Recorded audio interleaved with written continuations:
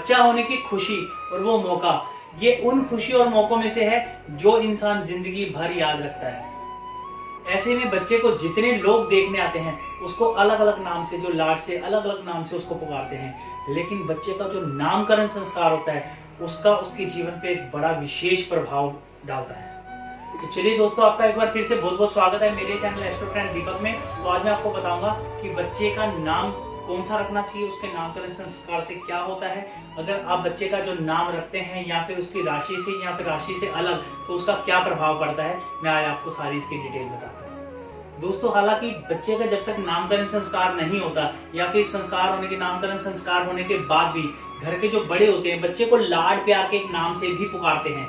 वो लाड प्यार का नाम वो ऐसे ही कुछ भी रख देते हैं, कोई लड्डू, चुन्नू, मुन्नू या कोई भी अन्य जैसे भी लाड प्यार से, जो भी प्रेम प्यार से जो भी नाम पुकारते हो।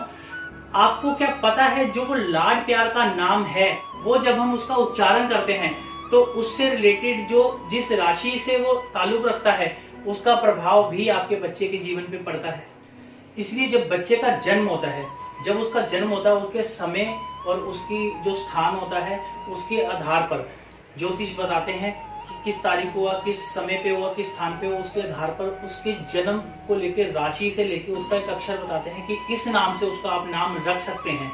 तो उस राशि में कुछ अन्य अक्षर भी होते हैं, उससे भी आप उसका नाम रख सकते हैं। और उसके साथ साथ ऐसा भी होता है, अगर आप चाहें तो जिस राशि से बच्चे का नाम निकला है उसकी जो मित्र राशियां हैं उससे भी आप बच्चे का नाम रख सकते हैं। तो आपको एक चीज का यहाँ पे विशेष ध्यान देना होगा, जो बच्चे का आप लाड प्यार से जो नाम घर में पुकारते हैं, कुछ भी नाम आप पुकारें, लेकिन उसमें एक चीज का आपको ध्यान रखना पड़ेगा कि जो बच्चे का राशि का नाम का अक्षर आया था, यदि उससे रिलेटेड कुछ अक्षर से आपने उसको कोई निकनेम दिया है तो वो तो चल जाएगा। या फिर आप ये कर सकते हैं कि जो निकनेम भी, जो घर में जो आप लाड प्यार से हम इसको निकनेम भी बोलते हैं, वो नाम भी या फिर उसकी उसी राशि से हो या फिर उसकी किसी मित्र राशि से हो। इसका मैं आपको एग्जांपल देता हूँ। जैसे मेरा नाम है दीपक, मेरा नाम दीपक है, मेरी राशि है मीन। मीन राशि का जो स्वामी है वो है गुरु, तो गुरु उसका स्वामी है। तो गुरु के जो मित्र होंगे उसके आप देखो कौन सी राशि का कौन सा स्वामी है। मित्र राशियों के जो स्वामी होंगे, जैसे जिस गुरु के जो मित्र हैं वो है सूर्य, मंगल, चंद्रमा। यदि कुछ राशियों के स्वामी ये हैं तो उन राशियों से रिलेटेड मैं अपना कोई नाम रख सकता हूं। तो आपको इस चीज का ध्यान रखना होगा कि विरोधी राशि का नाम आपने नहीं रखना। अगर आपने कोई विरोधी राशि का नाम या मेन नाम रख दिया या फिर उसका कोई निकनेम रख दिया जिससे वो पुकारा जाए, यदि वो किसी विरोधी राशि से पुकारा जाएगा तो उसके ऊपर उसका बड़ा गलत प्रभाव पड़ेगा। यदि ऐसा हुआ तो उसका मेंटली थोड़ा सा वो डिस्टर्ब रहेगा, उसके हर काम में, अच्छे काम में बाधा आएगी, वो अपने काम में एक मुकाम पे पहुंचने पे फिर दोबारा फिर शुरू से शुरू होना पड़ेगा उसको। तो ऐसे चीज आप ध्यान रखो कि यदि कोई भी नाम आप रखते हो या फिर कोई निकनेम पुकारते हो तो या फिर उसी राशि का हो या फिर उसकी मित्र राशि का हो, उसकी विरोधी राशि का नाम। दोस्तों, ये तो मैंने आपको बताया कि आपको जो राशि का जो नाम रखना है वो आप किस किस आधार पे रख सकते हैं। साथ में आपको एक चीज का और ध्यान रखना है कि बच्चे का आप कुछ भी नाम रखें, आप जो भी नाम रखें, लेकिन वो नाम मीनिंगफुल होना चाहिए, उसका कोई शाब्दिक अर्थ होना चाहिए, अच्छा अर्थ होना चाहिए। ऐसा नहीं आप चुन्नू मुन्नू कुछ भी नाम रख देंगे तो चलेगा, ऐसा नहीं।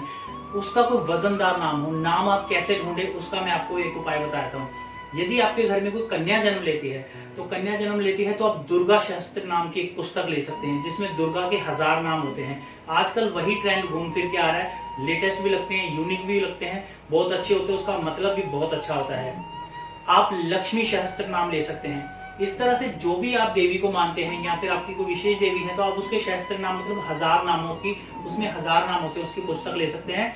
लगभग उसमें हर अक्षर से रिलेटेड कुछ ना कुछ कई नाम मिल जाते हैं। तो ऐसे ही यदि आपके घर में कोई बालक पैदा होता है, लड़का पैदा होता है, तो उसके लिए आप ले सकते हैं विष्णु सहस्त्र नाम, उसके लिए आप ले सकते हैं शिव सहस्त्र नाम आदि। बहुत से ऐसे नामों के मिल जाएंगे आपको जो भगवान के ऊपर आधारित है। तो आप कोशिश करिए जब भी आप नाम रखें तो इन पुस्तकों में से आप एक से एक नाम निकाल सकते हैं उसके आधार पे, जिसका कोई मतलब बड़ा अच्छा हो।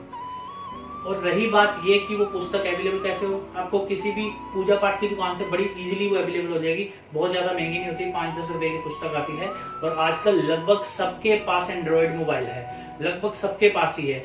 तो बड़ी ही आसान है। आप पीडीएफ उसकी डाउनलोड कर सकते हैं, विष्णु शस्त्र नाम की, दुर्गा शस्त्र नाम की, जिसकी भी आप चाहें उसकी पीडीएफ डाउनलोड कर सकते हैं। आजकल ऐप आए हुए हैं, शस्त्र नाम के आप ऐप को डाउनलोड कर सकते हैं। गूगल से आप आइडेंटिफाई कर सकते हैं, निकाल सकते हैं। बहुत से नाम ऐसे निकल जाएंगे जिसके मीनिंग बहुत अच्छी हो, और साथ में आप उसके मीनिंग भी चेक कर सकते हैं गूगल से कि यदि ये नाम रखा जाए तो उसका मतलब क्या है। जिसका शाब्दिक अर्थ बहुत अच्छा हो आपको वही नाम रखना चाहिए, जिसका उसके जीवन पे आगे जाकर बहुत अच्छा प्रभाव जाए, क्योंकि नाम से ही सब कुछ होता है। कहते हैं कि नाम ही बिकता है।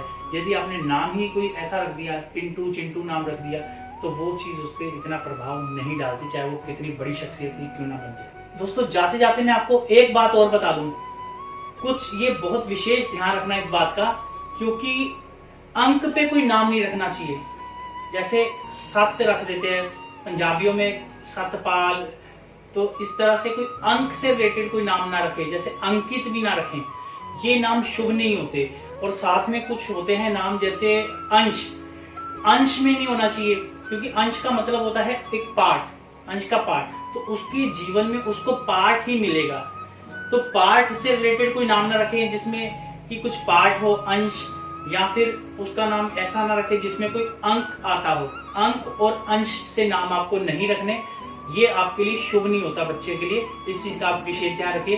तो चलिए दोस्तों, मुझे लग रहा है आपको वीडियो बहुत पसंद आई होगी। जिसको पसंद आई उसको लाइक, सब्सक्राइब, शेयर करेंगे। धन्यवाद दोस्तों।